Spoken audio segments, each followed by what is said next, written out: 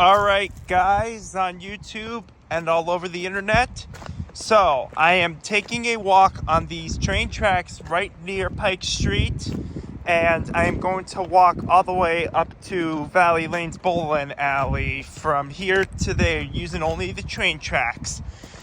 And even though I shouldn't be on the train tracks because the train is coming when I have to get off the tracks, I don't see any trains or the train horn hearing at all.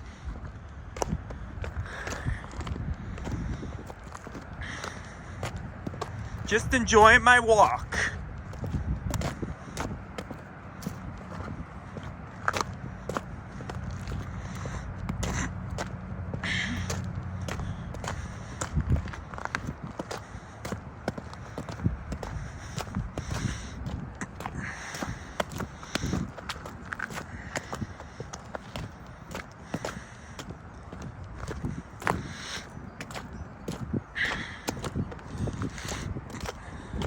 So now I am still walking on the train tracks, and I'm going to walk all the way up there to get to Valley Lanes.